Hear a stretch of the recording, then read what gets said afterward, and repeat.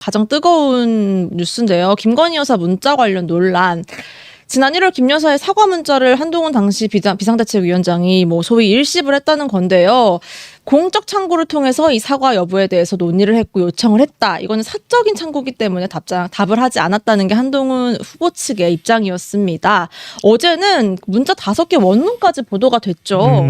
다 읽을 순 없고 어쨌든 사과를 하고 싶다. 결정을 내려달라는 이야기가 좀 반복돼 있었던 것 같은데 이 원문 내용부터 어떻게 보셨는지 어딜 좀 중점적으로 이 상황에 대해서 보고 계신지. 근데 지금 이 문제의 본질 제가 이제 페이스북에도 글을 올렸지만 이제 읽고 답을 안 한 것도 본질처럼 보이지만 사실은 이거를 유출한 게 저는 가장 중요하게 봐야 될 포인트라고 보는 거예요. 왜냐하면 여사 입장에서는 김 여사 입장에서는 답을 안 한 게 서운할 수 있어요. 네. 그런데 한동훈 위원장의 설명을 어떻게 하고 있는지 알고 계시죠? 그러니까 이미 용산하고 여사의 사과가 필요합니다. 네. 이렇게 의사를 전달을 했고 그건 제가 알기로는 정무수석과 비서실장에게 다 전달을 한 걸로 알고 있어요. 그리고 원내 지도부도 같은 의견을 용산에 전달을 했는데 용산에서는 안 된다. 지난번에 그러니까 대선 전에 대선 때도 여사가 사과를 했는데 그게 오히려 역풍이 있었다. 네. 그렇기 때문에 지금 총선 전국에 앞두고 이걸 사과하는 게 바람직하지 않다라는 의견이 이미 오고 간 상황이었어요. 아하. 이미 네. 그게 오고 간 상황이었는데 용산하고 당 지도부 사이에 오고 간 상황이에요. 공적으로. 네. 근데 거기서 그 상황에서 여사가 문자를 보낸 거잖아요.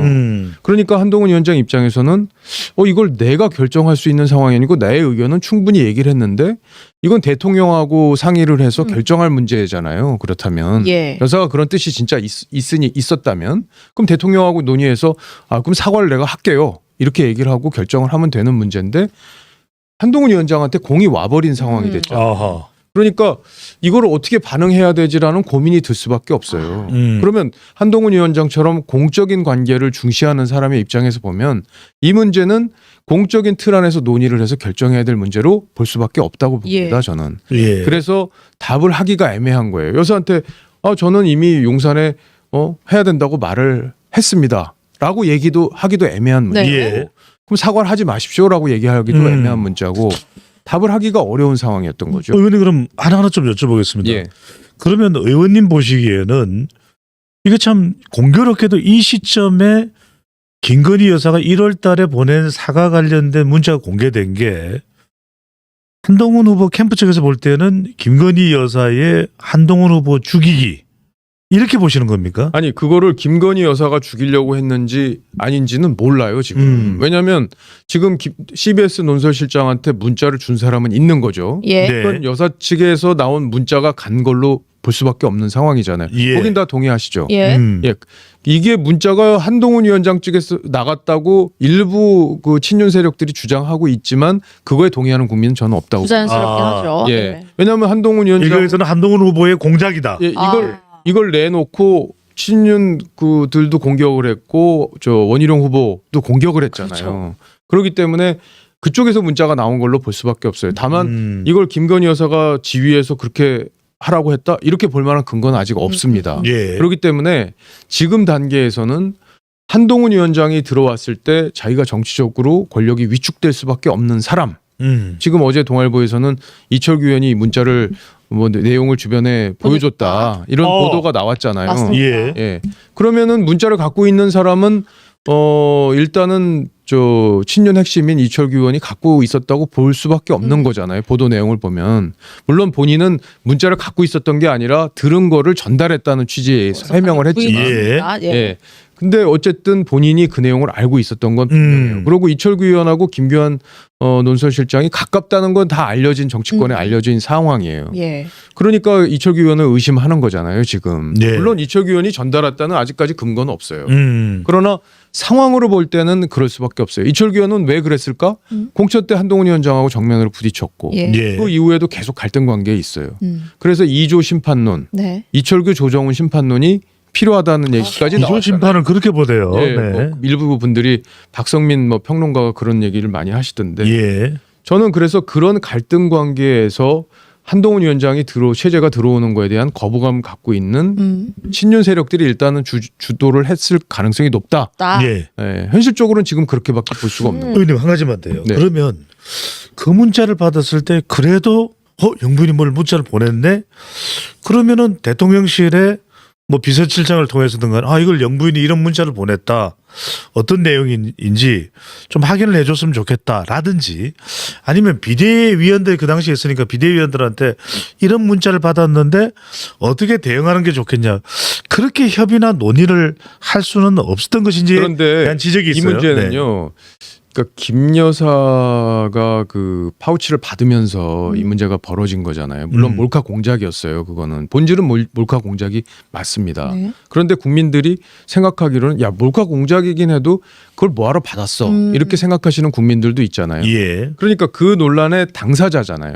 여사께서. 네. 그렇기 때문에 한 위원장은 그분 당사자와 이 논의를 한 것 자체를 드러낼 수가 없는 거예요. 아하. 예. 그걸 비대위원들하고 야 여사가 이렇게 문자를 보냈는데 우리가 한번 이 문제를 논의해보자 이렇게 할 수가 없는 거예요.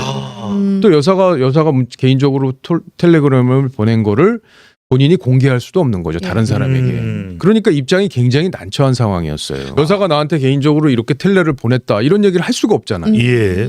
그리고 공식적인 통로로 이미 용산과 소통을 하고 있었기 때문에 그런 곤란한 상황이었다는 것까지 감안을 해서 이 대화를 이어가야 되는데 제가 무조건 예. 여사가 보낸 문자를 일십했다. 너는 참 어떻게 그래도 한때 친했던 사람을 그렇게 할 수 있니? 그러니까요. 이렇게만 볼 수가 없는 그 상황적인 특수성이 있다는 거죠. 그래서 뭐 정치 예. 초보다 이런 얘기도 하고 조정훈 의원 같은 경우에는 이게 공감 능력과 소통 능력의 부족이다 이렇게 규정하기도 하더라고요. 그러니까요. 그러니까 이렇게 막 공격하고 예. 그럴 수 있는 사안이 아니라는 거예요. 그리고 우리가 국민들한테 진짜 회초리 맞았잖아요. 그러면 이런 상황의 전당대회 상황은 대표를 뽑는 축제 과정인데 여기다 이런 오물을 갖다 뿌린 거 아닙니까? 네. 그럼 국민들이 이제 선생님이 막 매질을 하잖아요. 학생들을 옛날엔 그랬잖아요. 그러면 잘못했습니다. 진짜 잘할게요. 이렇게 하면은 그만 때리잖아요. 예. 근데 아니 내가 뭘 잘못했는데요. 이렇게 나오면 그래? 그럼 시계 풀면서 네가 아버지 뭐 하시노? 이렇게 나오는 거죠. 선생님도.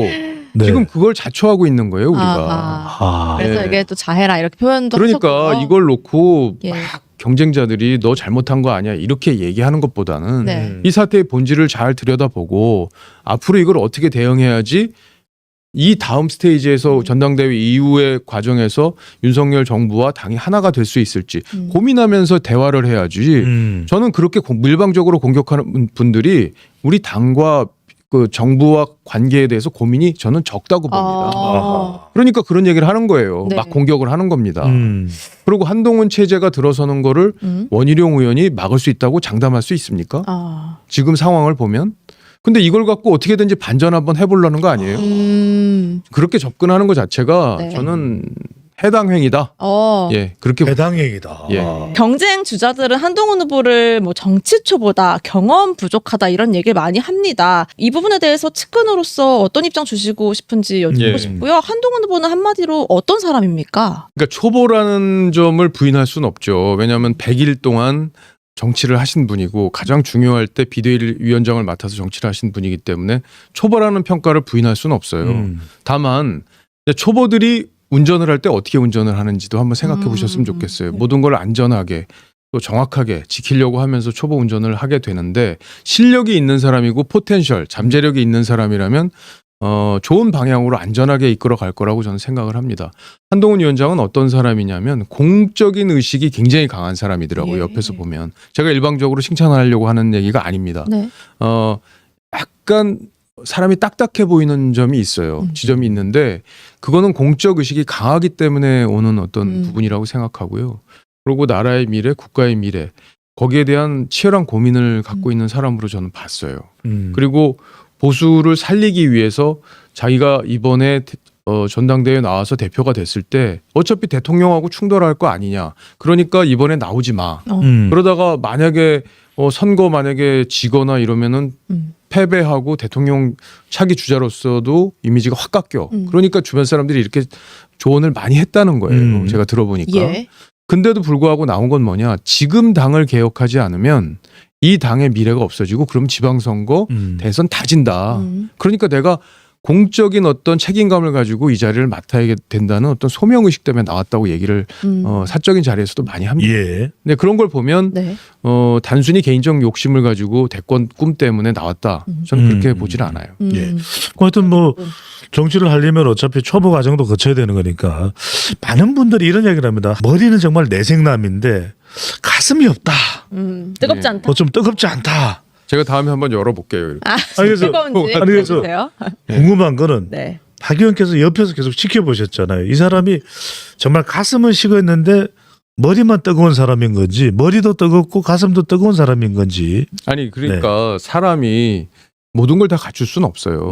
다만 그 한동훈 위원장하고는 아직 제가 뭐 예를 들어 뭐 술을 같이 먹어본다든지 뭐 가슴을 터놓고 얘기를 해본다든지 이런 식의 교류는 하지 않았기 때문에 그 부분을 제가 평가하기는 조금 이른 감이 있는데 다만 어떤 공적인 의식을 강하게 갖고 있기 때문에 그 공적인 관계 속에서 생기는 부분을 남들은 그렇게 평가할 수도 있겠다 이런 생각을 합니다. 예. 그러니까 사적인 부분에 대한 어떤 그런 생각이나 이런 것들을 나누기보다는 우리가 공적으로 맺어진 관계이기 때문에 그런 대화에 치중하는 그런 스타일인 건 맞아요. 아.